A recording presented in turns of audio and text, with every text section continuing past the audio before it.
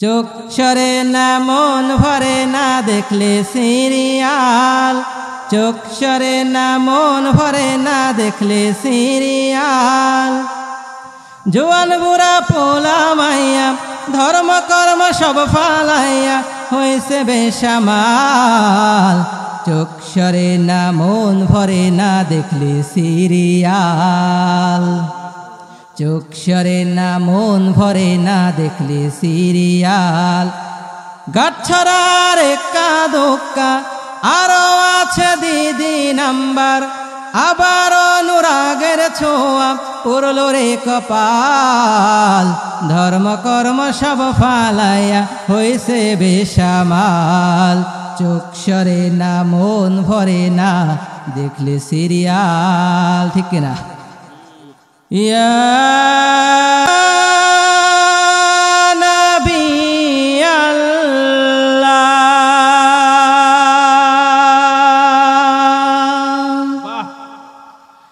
ইয়া হাবিব আল্লাহ,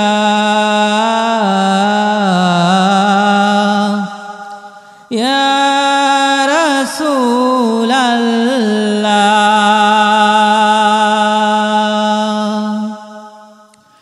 আধারে দুনিয়ায় তুমি ছাড়া নাই কোনো আলো, তুমি ছাড়া নাই কোনো আলো। আধারে দুনিয়ায় তুমি ছাড়া নাই কোনো আলো, তুমি ছাড়া নাই কোনো আলো। ইয়া রাসূল আল্লাহ,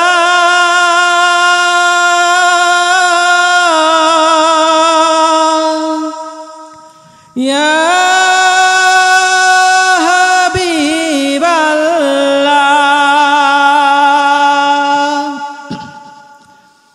অশান্তিরে দাবানলে মাজলুমানে হাহাকারে, অশান্তিরে দাবানলে মাজলুমানে হাহাকারে।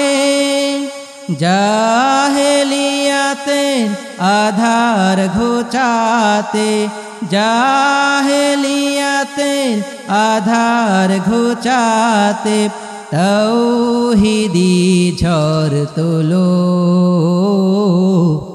তাওহীদি ঝড় তোলো। ইয়া রাসূল আল্লাহ,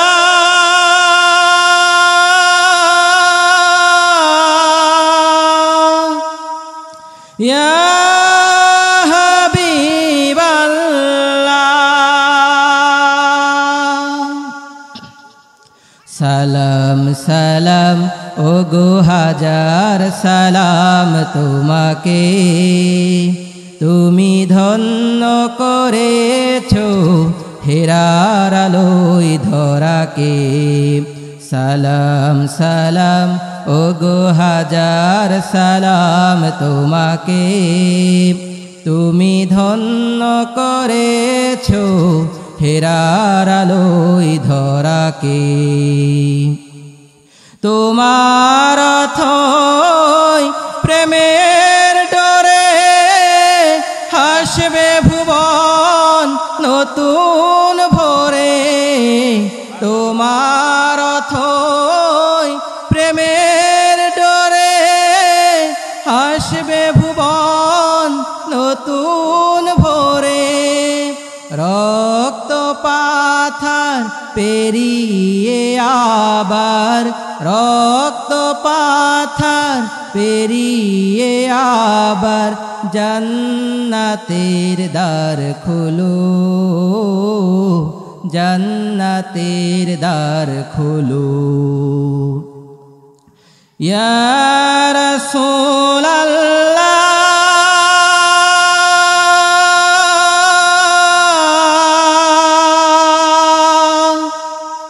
ইয়া হাবিব আল্লাহ।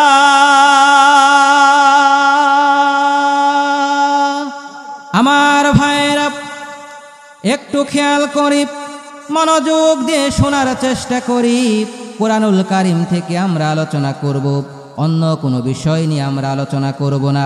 কোরআনুল কারীম থেকে আমরা আলোচনা করব।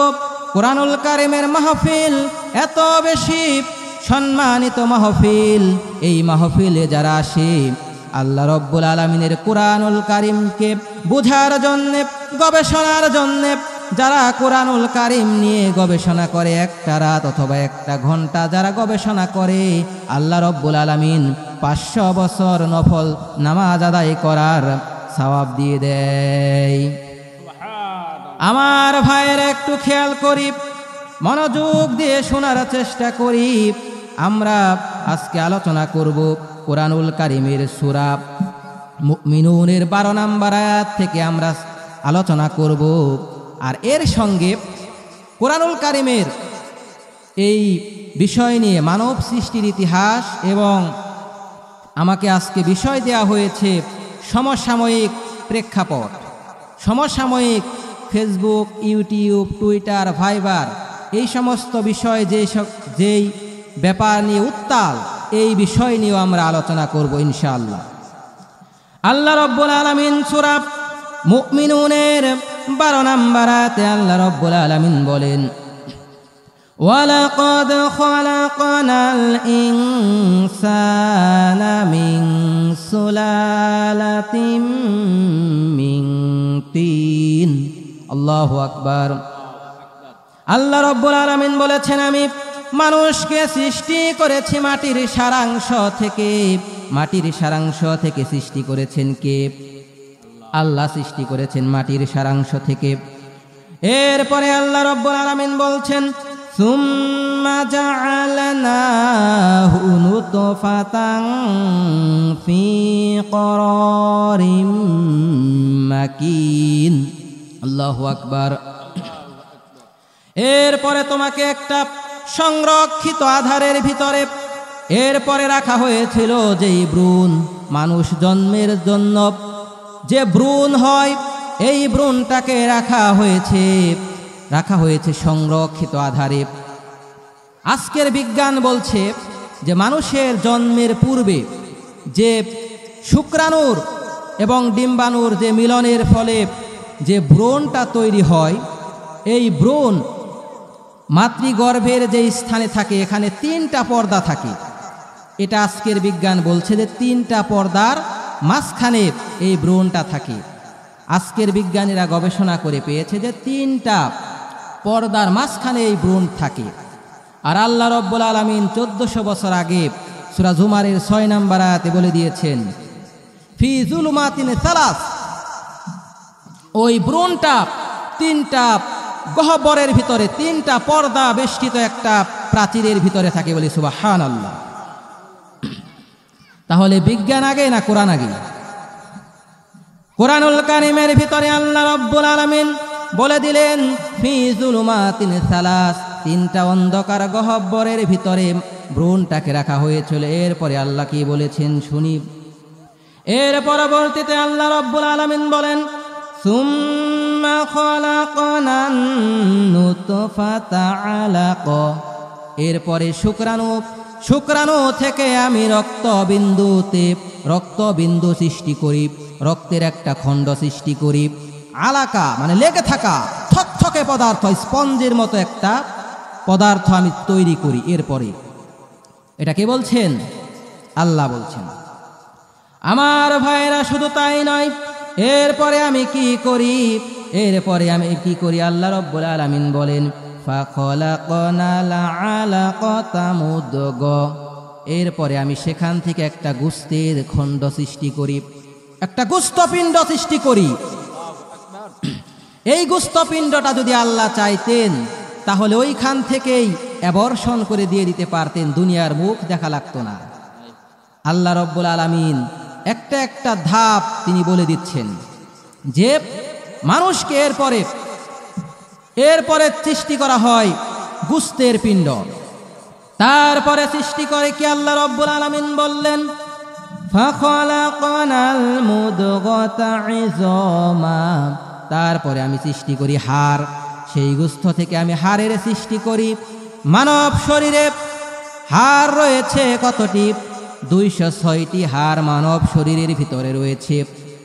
এর ভিতরে সবচাইতে বড় হাড় হচ্ছে পায়ের যেই হাড়, এটাকে বলা হয় ফিমার। এই ফিমার নামক হাড়টা হচ্ছে সবচাইতে বড়। এরকম ছোট বড় 206টি হাড় আল্লাহ রব্বুল আলামিন দিয়েছেন। এই গুস্তপিণ্ড থেকে আল্লাহ এরপরে হাড় সৃষ্টি করলেন। কি সৃষ্টি করলেন? হাড় সৃষ্টি করলেন। হাড় মানে কিন্তু ওই যে গলার হাড় যেটা, ওটা বোঝানো হচ্ছে না। এক লোক জমি কিনবে। কি কিনবে? জমি কিনবে। এই কারণে এখন তার 50,000 টাকার মতো শর্ট করছে।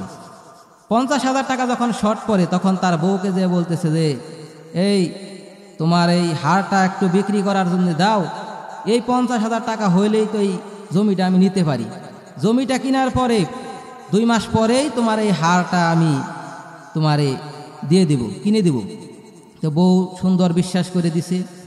বিক্রি করার পরে 2 মাস যায়, 3 মাস যায়, আর হাড় কিনে দেয় না।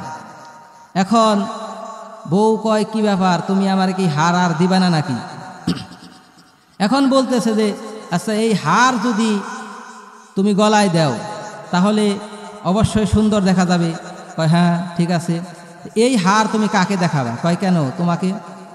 কয় আরে আমি যদি হাড় ছাড়াই তোরে দেখতে পছন্দ হয় তাহলে হাড় দেওয়ার দরকার কি, আমারই তো দেখাবি।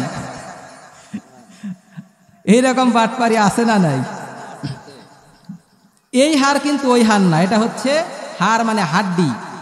আল্লাহ রব্বুল আলামিন কচি কচি হাড় দিলেন। গুস্তপিণ্ড থেকে আল্লাহ রব্বুল আলামিন হাড় সৃষ্টি করলেন। হাড় যদি না থাকতো তাহলে মানুষ সোজা হয়ে কিন্তু দাঁড়াতে পারতো না। সোজা হয়ে দাঁড়াতে পারতো না যদি হাড় মানুষের না থাকতো। আমার ভাইরা, এরপরে আল্লাহ রাব্বুল আলামিন বললেন ফাখলাকনাল মুদগাতা ইযামা ফাকাসাউনাল ইযামা লাহমা। আল্লাহু আকবার। এরপরে আমি কি করি? এই হাড়গুলোকে আবার আমি গোশত দিয়ে ঢেকে দেই, চামড়া দিয়ে ঢেকে দেই। যদি শুধু হাড় থাকে, কঙ্কাল থাকে, তাহলে কোনো সৌন্দর্য থাকে না। কত সুন্দর হাড়, কত সুন্দর চামড়া আল্লাহ রব্বুল আলামিন দিয়ে দিলেন। কত সুন্দর হাড় আল্লাহ রব্বুল আলামিন, চামড়া গোশত তিনি দিয়ে দিলেন। মানব শরীরে বিজ্ঞানীরা আজকে গবেষণা করে দেখছেন যে 9,768 রকমের চামড়া মানব শরীরের ভিতরে রয়েছে। 9,768 রকমের চামড়া আল্লাহ দিয়েছেন। হাতের উপরের, হাতের তালুর চামড়া একরকম, উপরের চামড়া একরকম, পায়ের নিচের অংশের চামড়া একরকম, উপরের অংশের চামড়া একরকম। 9,768 রকমের চামড়া আল্লাহ রব্বুল আলামিন মানব শরীরের ভিতরে দিয়ে দিলেন। তাও তো সুবহানাল্লাহ বলবো না? আল্লাহ রব্বুল আলামিন এই যে ধাপগুলো বর্ণনা করেছেন, তিনি কেন এইগুলো বর্ণনা করছেন? কারণ আল্লাহ রব্বুল আলামিন বোঝাতে চান, বান্দারে আমি যদিও চাইতাম ওই সময় অ্যাবর্শন করে দিতে পারতাম। ওই সময় দুনিয়ার কোনো ইঞ্জিনিয়ার, দুনিয়ার কোনো মানুষ তোমাকে খাওয়াতে পারে নাই। মায়ের মাসিক অসুখটাকে বন্ধ করে দিয়ে শিশুর নাভির সঙ্গে তোমার মায়ের নাভির সঙ্গে কানেকশন করে দিয়েছি। এই রকম কানেকশন করার মাধ্যমে তোমার জীবন আমি বাঁচিয়ে রেখেছিলাম। আমার বন্ধুগণ, শুধু এখানেই শেষ নয়। এরপরে আল্লাহ রব্বুল আলামিন বললেন সুম্মা আনশা'নাহু খালকান আখর। এরপরে শেষ ধাপে তিনি সম্পূর্ণ করলেন। সুম্মা এই শব্দের ব্যাপারে এই মুফাসসিরিনে কেরাম বলেছেন যে সুম্মা শব্দ দিয়ে উদ্দেশ্য হলো রুহু, আর সুম্মা আনশা'নাহু খালকান আখর মানে হলো যখন মানব শরীরটা গঠিত হয়ে গেল, তখন সর্বশেষ ধাপ হিসাবে আল্লাহ রব্বুল আলামিন রুহটা দিয়ে দিলেন, আর এর মাধ্যমেই মানব শরীরকে কমপ্লিট করে দেওয়া হলো বলে সুবহানাল্লাহ। আমার ভাইয়েরা, আল্লাহ রব্বুল আলামিন তিনি মানব শরীরকে কমপ্লিট করে দিলেন। এরপরে কি করলেন? ফাতাবারাকাল্লাহু আহসানুল খালিকিন। আল্লাহু আকবার। এখানে ফাতাবারাকা বলা হলো। তাবারাকা শব্দটার দুইটা শব্দ থেকে গঠিত হতে পারে, একটা হলো বারকা আর একটা হলো বুরুক। বারকা মানে হলো বৃদ্ধি পাওয়া, বেড়ে যাওয়া, ইনক্রিজ, ডেভেলপমেন্ট, বেড়ে যাওয়া। বেড়ে যাওয়া মানে আল্লাহ রাব্বুল আলামিন বোঝাচ্ছেন, বান্দারে আমি তোমাকে এমন রহমত দেই, এমন বরকত দেই, যেই বরকতটা বাড়তে বাড়তে এমন হয় যার কোনো সীমা থাকে না। আর বুরুক থেকে যখন অর্থ হবে তখন হবে স্থায়িত্ব, অটলতা, বেড়ে স্থায়িত্বতা, অটলতা, স্থায়িত্বতা। তার মানে হলো আল্লাহ রাব্বুল আলামিনের ক্ষমতার কোনোদিন কখনোই শেষ হবে না, তিনি চিরস্থায়ী। এখানে আহসানুল খালিকিন বলা হলো। আহসানুল খালিকিন, এখানে কিন্তু একবচন খলেক শব্দ ব্যবহার করতেই পারতেন আল্লাহ। তিনি খালিকিন বহুবচন কেন বললেন? বহুবচন বলার কারণ হচ্ছে যে পৃথিবীতে এই যে মাইক তৈরি হয়েছে, প্যান্ডেল তৈরি হয়েছে, মানুষে যা কিছু তৈরি করেন, মানুষ মূলত কোনো কিছু তৈরি করতে পারে না, মানুষ শুধু নাড়াচাড়া করে, ঠিক কিনা? আমার ভাইয়েরা, মাইক তৈরি করার জন্য যেই লোহাটা নেওয়া হয়েছে, এই লোহাটা আল্লাহ রাব্বুল আলামিন তিনি অবতীর্ণ করেছেন, লোহাটা আল্লাহর সৃষ্টি। এরপরে প্রত্যেকটা জিনিস শুরুটা হলো আল্লাহ রাব্বুল আলামিনের। আবার যেই মানুষ এই মাইকটা তৈরি করলো, সেই মানুষকেও আল্লাহ সৃষ্টি করেছেন। এই কারণেই আল্লাহ বোঝাতে চাইলেন, বান্দারে সমস্ত কিছুর সৃষ্টিকর্তা আমি আল্লাহ। এই কারণেই আল্লাহ রাব্বুল আলামিন বহুবচন শব্দটা তিনি ব্যবহার করেছেন। আমার ভাইয়েরা একটু খেয়াল করি, মনোযোগ দিয়ে শোনার চেষ্টা করি। আজকে যেই বিষয়টা দেয়া হয়েছে আমাকে, সেটা হলো সমসাময়িক বিষয়। সমসাময়িক বিষয় কি?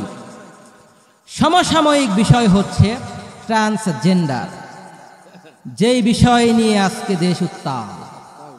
ট্রান্সজেন্ডার নিয়ে দেশ উত্তাল। কেউ কেউ প্রতিবাদ করছে, বই ছিঁড়ে ফেলা হচ্ছে। এরপরে সারা দেশে আপনারা শুনছেন ট্রান্সজেন্ডার জিকির উঠে গেছে, কিন্তু মূল বিষয়টা কি? আমার ভাইয়েরা, এটা হলো একটা শয়তানি প্রক্রিয়া। শয়তানি প্রক্রিয়া এই কারণে বলছি, কারণ হলো এটার মূল উদ্দেশ্যটা হচ্ছে আপনার মূল উদ্দেশ্যটা হলো সমকামিতা বাংলাদেশে চালু করা, বলে নাউযুবিল্লাহ। এখানে ট্রান্সজেন্ডারের মূল বিষয়টা হচ্ছে যে এটা 3টা পদ্ধতিতে ট্রান্সজেন্ডার করা যায়।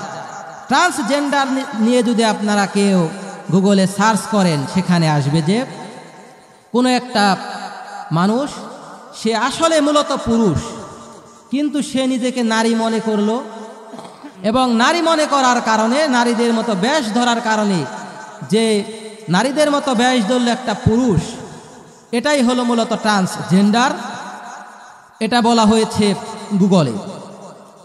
আর এই প্রক্রিয়াটা 3টা পদ্ধতিতে হতে পারে। কয়টা পদ্ধতিতে?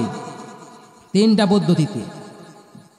1 নাম্বার প্রক্রিয়াটা হলো হরমোনাল চেঞ্জ ঘটানোর মাধ্যমে। হরমোনাল চেঞ্জ মানে হলো, আমার ভাইয়েরা, পুরুষ মানুষের দাড়ি গজায়, পুরুষ মানুষের দাড়ি হয়। মহিলাদের এবং পুরুষদের শরীরের ভিতরে কিন্তু পার্থক্য রয়েছে, এটা হরমোনের কারণেই হয়ে থাকে। আর যখন পুরুষের শরীরে পুরুষত্বের হরমোনটা পরিবর্তন করে নারীত্বের হরমোন দেয়া হয়, তখন পুরুষের বাহ্যিক গঠন থেমে যাবে। এর মাধ্যমে একটা পদ্ধতি, হরমোন চেঞ্জের মাধ্যমে ট্রান্সজেন্ডার করা যায়। এরপরে দ্বিতীয় ধাপ হলো অপারেশনের মাধ্যমেও করা যায়। অপারেশন করে পুরুষ আজকে নারী হয়ে যাচ্ছে, নারী আবার পুরুষের মতোই হয়ে যাচ্ছে। তবে এই দুইটা ধাপ খুবই ব্যয়বহুল, মানে অপারেশন করা এটা গ্রাম এলাকার বা সাধারণ মানুষের দ্বারা সম্ভব না। হ্যাঁ, এটা হলো অনেক বিত্তশালী বা ধনী ব্যক্তি যারা, তাদের দ্বারা সম্ভব। এখন এই ট্রান্সজেন্ডারবাদীরা চিন্তা করলো যে যদি এই দুইটা পদ্ধতি চালু থাকে তাহলে এটা দেশব্যাপী প্রচার করা যাবে না, কারণ এত টাকা কেউই খরচ করবে না। 3 নাম্বার একটা ধাপ, সেটি হচ্ছে গাঁজাখড়ি একটা ধাপ। যেমন একটা ছেলে মনে করলো যে সে আজকে থেকে মেয়ে হয়ে গেছে, আর এটার আবার আইনও পাশ হবে সামনে থেকে হয়তোবা। একটা মেয়ে মনে করলো সে আজকে থেকে ছেলে, সে আবেদন করবে, তাকে আবার রাষ্ট্র সম্মতি দিবে যে হ্যাঁ তুমি আজকে থেকে ছেলে। আমাদের প্রিয় ভাই ডক্টর মিজানুর রহমান আল আজহারি বলেছেন, একটা পোস্টে তিনি বলেছেন যে যদি শিয়াল মনে করে যে আমি আজকে থেকে মুরগি, আর মুরগির সঙ্গে তাকে খোয়ারে দেওয়া হয়, মুরগির যেমন অস্তিত্ব হারাবে, তেমনইভাবে এই ট্রান্সজেন্ডার চালু হলে বাংলাদেশের মানুষের সম্পূর্ণ ঈমান আকীদা সব ধ্বংস হয়ে যাবে, অস্তিত্ব হারিয়ে ফেলবে। আমার ভাইয়েরা, এই ট্রান্সজেন্ডারের মূল নীতিগুলো যদি আমরা না জানি তাহলে আজকে হয়তো আপনি বলবেন আমরা ভালো আছি, কিন্তু কালকে যখন আপনার ছেলেটা মেয়েদের মতো সেলোয়ার কামিজ পরে আসবে তখন কি আপনার খুব বেশি ভালো লাগবে নাকি?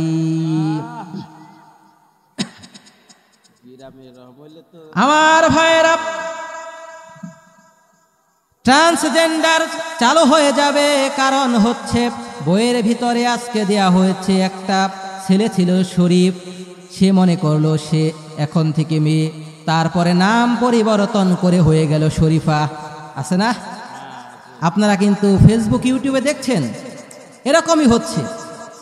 আমার ভাইয়েরা, সমকামিতা কেন হবে তার ব্যাখ্যাও এখন আমরা দিচ্ছি। আমেরিকাতে এই সমকামিতার আন্দোলন করে সফল হতে সময় লেগেছে 70 বছর, আর বাংলাদেশে প্রায় সফল হয়ে গিয়েছিল। শুধুমাত্র তাওহীদি জনতা ক্ষিপ্ত হওয়ার কারণে এই আইন পাশ করা সম্ভব হয় নাই মুসলমান।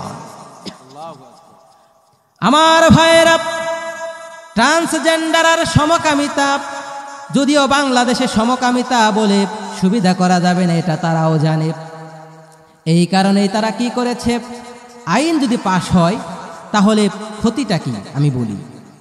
ধরেন একটা ছেলে সে মেয়ে হয়ে গেল মনে মনে, ওই যে কি করে মেয়ে হলো, মনে মনে, কি সে মনে মনে মনে করলো যে সে মেয়ে হয়ে গেছে, রাষ্ট্র তাকে সম্মতি দিল তুমি মেয়ে, সেও মনে করলো আমি মেয়ে। তাহলে সে যখন মেয়ে হিসাবে শরীফ থেকে যখন শরীফা হয়ে গেল তখন তার বিয়ে তো হতে হবে, বিয়ে হতে হবে না? তো সে তো একটা মেয়ে, তার বিয়ে হবে আর একটা ছেলের সাথে, সে কিন্তু মূলত একটা ছেলেই। তাহলে যদি ছেলের সাথে ছেলের বিয়ে হয় সমকামিতা হলো কিনা? এইভাবে সূক্ষ্মভাবে বাংলার জমিনকে কলুষিত করার প্রায় তারা চলছে। বাংলার মুসলমান কখনো এইরকম আইন মেনে নিতে পারে না, ঠিক কিনা? আমার ভাইয়েরা, একটু খেয়াল করি, মনোযোগ দিয়ে শোনার চেষ্টা করি। আজকে আমাদের বসে থাকলে চলবে না, চোখ কান খোলা রাখতে হবে আর সমস্ত চক্রান্তের প্রতিবাদ করতে হবে। 19 মে 2020 দ্য ডেইলি স্টার বাংলা একটা নিউজ করেছিল যে ইইউ অর্থাৎ ইউরোপীয় ইউনিয়ন বাংলাদেশকে 428 কোটি টাকা ঋণ দিচ্ছে শিক্ষা খাতে। এখন আপনি বলেন, আপনি কি কাউকে 2 টাকা বিনা লাভে দিবেন? আর 428 কোটি টাকা তারা বাংলাদেশকে এমনি এমনি দিয়ে দিল? শিক্ষা খাতে সংস্কার করার জন্য দিয়েছে। মূলত তারা চায় বাংলার জমিনে সমকামিতার আইন চালু হয়ে যায়। এই কারণেই আজকে এইরকম পায়তারা চালানো হচ্ছে মুসলমান। আজকে আমরা মুসলিমরা গবেষণা নেই, চিন্তা ভাবনা নেই। আজকে আমরা এক হুজুর আমরা আরেকজনের পিছনে লেগে আছি। একজন হুজুর আমরা ফতোয়া দিচ্ছি যে আরেক হুজুর, যে আমি ফতোয়া দিলাম যে ওই হুজুর 33 কারণে কাফের, আর আরেক হুজুর আমাকে ফতোয়া দিল আমি 53 কারণে কাফের। আর ফতোয়ার কি সাইজ যে ওই হুজুর কাফের, আর ওই হুজুরের যে বাপ মারা গেল সেও কাফের, যে ওই কবরস্থানে যে দুবলা ঘাস জ্বালালো ওই দুবলা ঘাস যে গাই খেলো ওই গাই কাফের, ওই গায়ের দুধ যে কয়জনে খেয়েছে তারাও কাফের। এই হলো আমাদের ফতোয়ার জোর। আমরা কোরআন হাদিস গবেষণা করছি না। কোরআন হাদিস যদি গবেষণা থাকতো আজকে বাংলার জমিনে এইরকম দুর্দিন দেখা লাগতো না মুসলমান। আমার ভাইয়ের একটু খেয়াল করি, মনোযোগ দিয়ে শোনার চেষ্টা করি। বাংলার জমিনে আজকে যে অবস্থায় হোক, এখনো পর্যন্ত বাংলার জমিনে মুসলমানেরা এখনো পর্যন্ত তাওহীদের চেতনায় উদ্দীপ্ত রয়েছে। আমার বন্ধুগণ, আল্লাহ রাব্বুল আলামিন প্রতিটা বিষয়ে কোরআনুল কারীমের ভিতরে দিয়েছেন। কওমে লূতকে ধ্বংস করে দেওয়া হয়েছিল ঘৃণ্য সমকামিতায় লিপ্ত হওয়ার কারণে।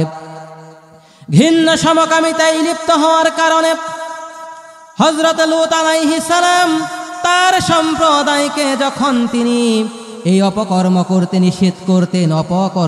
নিষেধ করতেন, তখন তারা বলতেন এই নবীকে লূত আলাইহিস সালামকে দেশ থেকে বের করে দাও, কারণ সে পবিত্র থাকতে চায়। বের করে দিতে চাইতেন তারা। তাদের কাছে পুরুষদের সঙ্গে পুরুষেরা মেলামেশা করা শুরু করেছিল। আর এই রকম ঘৃণ্য অপরাধের কারণে আল্লাহ রাব্বুল আলামিন পাথর নিক্ষেপ করে তাদেরকে ধ্বংস করে দিয়েছেন। পাথর মেরে তাদেরকে ধ্বংস করে দেয়া হয়েছে। কি করে? পাথর মেরে তাদেরকে ধ্বংস করে দেয়া হয়েছে। আমার বন্ধুগণ, পাথর মেরে তাদেরকে ধ্বংস করা হয়েছে। হযরত জিবরাইল আলাইহিস সালাম তিনি যখন ওই সাদম শহরের কাছে এসে বিকট আওয়াজ তিনি করলেন, আওয়াজের সঙ্গে সঙ্গে সমস্ত জনপদের মানুষের কানটা বধির হয়ে গেল। আর যখন ওই চিৎকার দেওয়ার পর জিবরাইল আলাইহিস সালাম জমিনটাকে মাটির নিচ থেকে এরকম করে ধরে আসমানে তুলে নিলেন। তারপরে আসমান থেকে বৃষ্টির মতো আসমান থেকে পাথর মারা হলো, রজমের শাস্তি দেওয়া হলো। এরপরে ধরে উল্টিয়ে দিলেন। আজকে সেইখানে ডেড সি বা মৃত সাগর তৈরি হয়েছে। আমার ভাইয়েরা, আল্লাহ রাব্বুল আলামিন যদি চান তাহলে তিনি এই সময়েও তিনি মানুষকে শাস্তি দিতে পারেন, কারণ যেই অপকর্ম করার প্রচেষ্টা চালানো হচ্ছে। আজকে আমরা গবেষণা করি না, আমরা শুধু স্টার জলসা, জি বাংলা এইগুলো নিয়ে আমরা পড়ে আছি। গবেষণা নেই, পড়ালেখা আমরা করি না, গবেষণা কিছুই করি না। আজকে আগে মুসলমানের দিন শুরু হতো কোরআন তেলাওয়াত দিয়ে, আর আজকে দিন শুরু হয় জি বাংলার গৌরী এলো নাটক দিয়ে, আর শেষ করে অনুরাগের ছোঁয়া স্টার জলসার নাটক দিয়ে। আছে না নাই? চোখ সরে না মন ভরে না দেখলে সিরিয়াল, চোখ সরে না মন ভরে না দেখলে সিরিয়াল। জোয়ান বুড়া পোলা মাইয়া ধর্ম কর্ম সব ফালাইয়া হয়েছে বেসামাল। চোখ সরে না মন ভরে না দেখলে সিরিয়াল, চোখ সরে না মন ভরে না দেখলে সিরিয়াল। গাছছড়ার একা দোক্কা আরো আছে দিদি নাম্বার, আবার অনুরাগের ছোঁয়া পড়ল রে কপাল। ধর্ম কর্ম সব ফালাইয়া হয়েছে বেসামাল। চোখ সরে না মন ভরে না দেখলে সিরিয়াল। ঠিক কিনা? আজ মুসলমান কোরআন হাদিস নিয়ে গবেষণা করছে না, যার কারণে আজকে মুসলমানদের এই রকম দুর্দিন দেখতে হচ্ছে। আমার ভাইয়েরা, বিমান আবিষ্কার হয়েছে, বিমান আবিষ্কার হয়েছে কোরআনুল কারীমটাকে নিয়ে গবেষণা করার কারণে। আল্লাহ রাব্বুল আলামিন বলেছেন, ওয়া আরসালা আলাইহিম তায়রান আবাবিল। আল্লাহ রাব্বুল আলামিন আবাবিল ঝাঁকে ঝাঁকে পাখি প্রেরণ করলেন। সূরা আল্লাহ রাব্বুল আলামিন এই যে সূরা ফিলের ভিতরে বলেছেন ঝাঁকে ঝাঁকে পাখি অবতীর্ণ করলেন। আবাবিল কিন্তু কোনো পাখির নাম নয়। আবাবিল শব্দের অর্থ হলো ঝাঁকে ঝাঁকে। কি? ঝাঁকে ঝাঁকে পাখি আল্লাহ রাব্বুল আলামিন অবতীর্ণ করলেন এই কাফেরদের উপরে। ঝাঁকে ঝাঁকে পাখি অবতীর্ণ করলেন, আর তাদের পায়ের মধ্যে ছিল কঙ্কর পাথর। এই যে উপর থেকে বোমা নিক্ষেপ করতে হয়, এই শিক্ষাও কিন্তু পেয়েছে কোরআনুল কারীম থেকে। 1945 সালে হিরোশিমা নাগাসাকিতে ফ্যাটম্যান এবং লিটল বয় নামে যে বোমা নিক্ষেপ করা হয়েছিল, এর মূল থিওরি এসেছে কোরআনুল কারীম থেকে। বলি সুবহানাল্লাহ। কোরআনুল কারীম থেকেই সমস্ত থিওরি আসে, কিন্তু মুসলমানের আজকে গবেষণা না করার কারণে মুসলমানেরা অধপতনে পতিত হচ্ছে। এই যে বিমান আবিষ্কার হলো 1903 সালে, বিমান আবিষ্কার করেছে অরভিল রাইট এবং উইলবার রাইট। 17 ডিসেম্বর 1903 খ্রিস্টাব্দে বিমান আবিষ্কার হয়েছে। মুসলমানের কোরআন থেকে গবেষণা করে আজকে ইহুদি খ্রিস্টানরা তারা প্লেন আবিষ্কার করে ফেলছে। এরপরে তারা বিভিন্ন কিছু আবিষ্কার করছে, আর আমরা মুসলমানেরা নাকি তেল দিয়ে ঘুমাচ্ছি। ঠিক কিনা আমার ভাইয়েরা? কোরআনুল কারীম থেকে গবেষণা করতে হবে। এই যে শুকরানুর কথা বলতেছিলাম, কি বলছিলাম? শুকরানুর কথা বলছিলাম। আল্লাহ রাব্বুল আলামিন বলেন, ফালয়ানজুরিল ইনসানু মিম্মা খুলিক। মানুষ কি চিন্তা করে না সে কি বস্তু থেকে সৃষ্টি হয়েছে? খুলিক মিম মাইন দাফিক। সে সৃষ্টি হয়েছে সবেগে নির্গত পানি থেকে সৃষ্টি হয়েছে।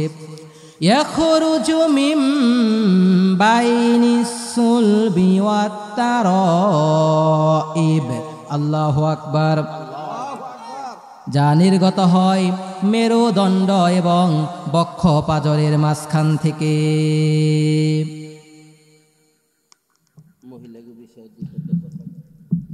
মেরুদণ্ড এবং বক্ষ পাজরের মাঝখান থেকে সৃষ্টি হয় মানুষ। মেরুদণ্ড এবং বক্ষ পাজরের মাঝখান থেকে কিন্তু সৃষ্টি করা হলো।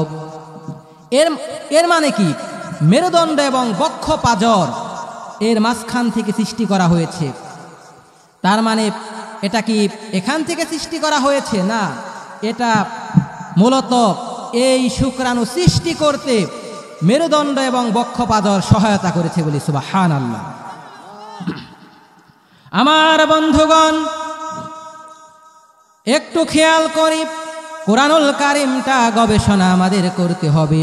মহিলাদের বিষয় নিয়ে আলোচনা করার জন্য বলা হলো যে মহিলাদের পর্দার গুরুত্ব আছে না নাই? আসতে বলবেন না, আছে না নাই? আজকে আমার দেশে পর্দা চলে যাচ্ছে। যদি কোনো মানুষ পর্দা করে, পর্দাটা আমার দেশ থেকে উঠে যাচ্ছে দিন দিন। পর্দা আজকে বোরকা পরার পরেও বোরকাটা পরে মূলত স্টাইল করার জন্যে, আছে না নাই? বোরকা পরিধান করছে আজকে আমার দেশে স্টাইল করা।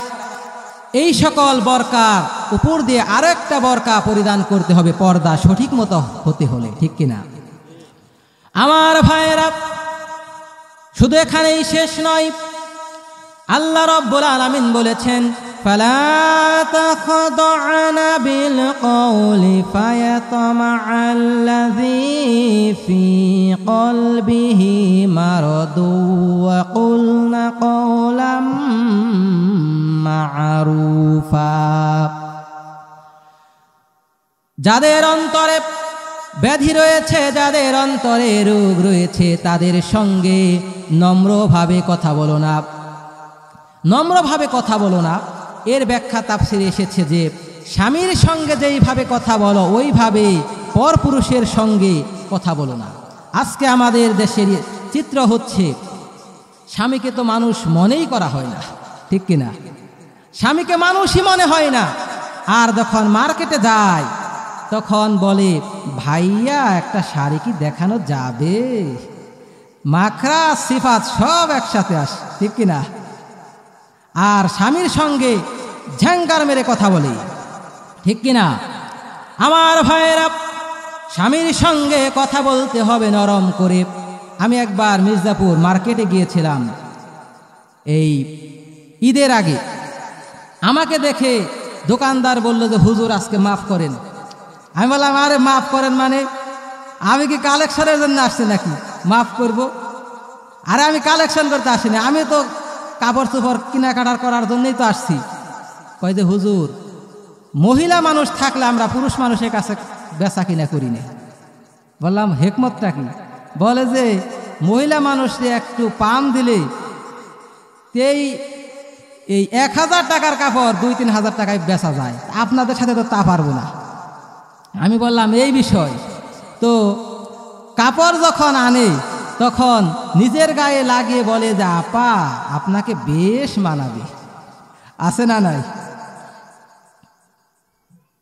আমার ভাইয়েরা,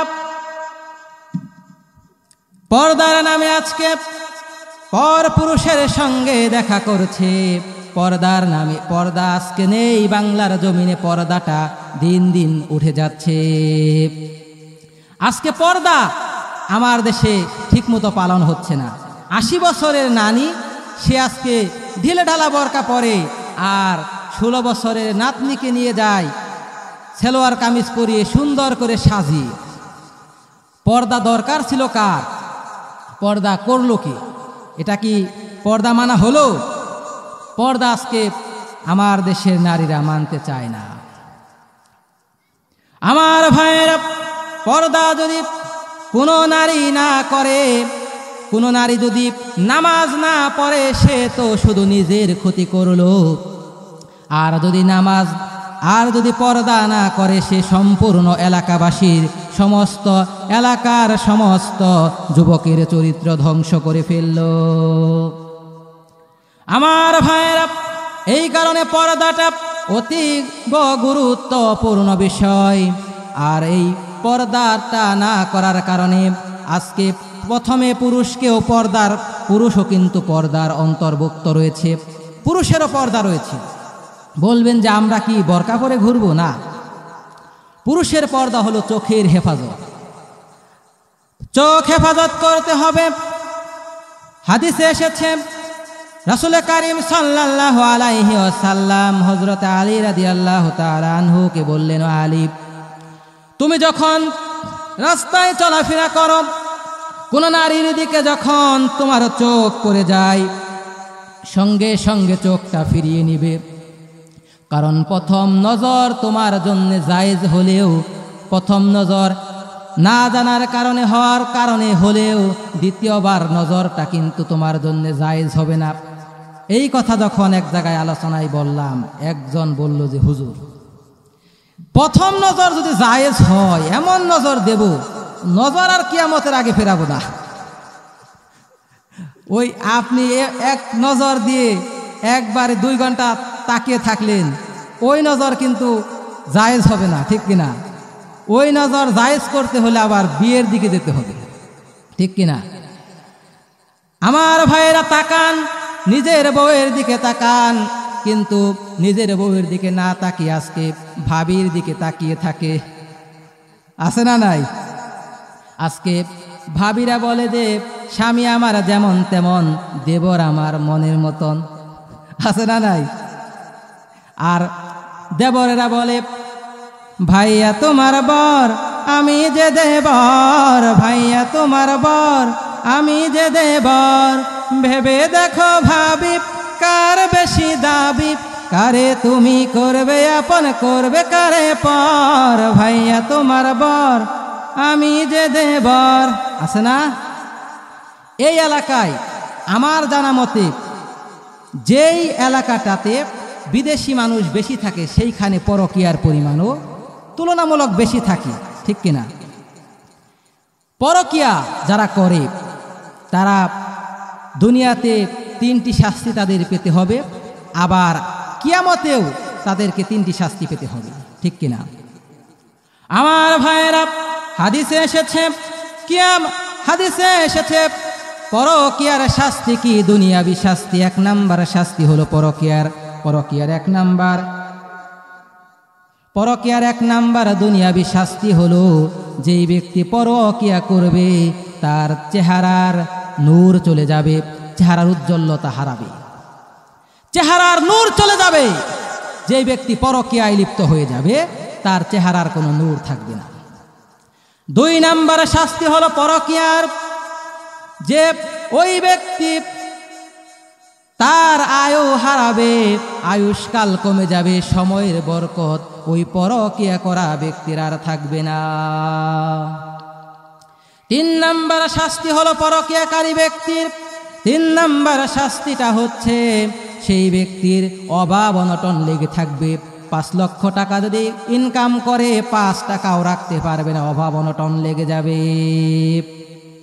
পরকীয়ার এই 3টা হলো দুনিয়ার শাস্তি।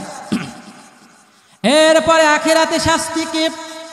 আখিরাতের শাস্তি হলো তার এমন আমলনামা হবে যে সে নিজে পড়তে চাইবে না। আমলনামার অবস্থায় এমন হয়ে যাবে নিজে সে তার আমলনামা পড়তে চাইবে না। আর তার পরবর্তী 2 নাম্বার শাস্তি হলো আখিরাতের দ্বিতীয় শাস্তি হলো আল্লাহ রাব্বুল আলামিন তার সাথে রাগান্বিত হয়ে কথা বলবে না। আল্লাহ তার সঙ্গে কথা বলবে না, রাগ করে থাকবে না। আল্লাহ যদি রাগান্বিত হয় যেই মুহূর্তে কোনো মানুষ সাহায্য করার নেই। আল্লাহ বলেছেন ইয়াউমা ইয়াফিরুল মারউ মিন আখিহি ওয়া উম্মিহি ওয়া আবিহি ওয়া সাহিবাতিহি ওয়া বানিহি। আল্লাহু আকবার। ভাই তার ভাই থেকে পলায়ন করবে, মা তার সন্তান থেকে পলায়ন করবে, বন্ধু তার বন্ধু থেকে পলায়ন করবে। সেই সময় যদি আল্লাহ আপনার বিরুদ্ধে রাগান্বিত হয়, আর আল্লাহ যদি আপনার বিরুদ্ধে রাগান্বিত হয়, বাঁচার উপায় আছে নাকি? বাঁচার উপায় আছে? আর আরেকটা শাস্তি হলো বিনা হিসাবে বিনা বিচারে জাহান্নামে দিতে হবে।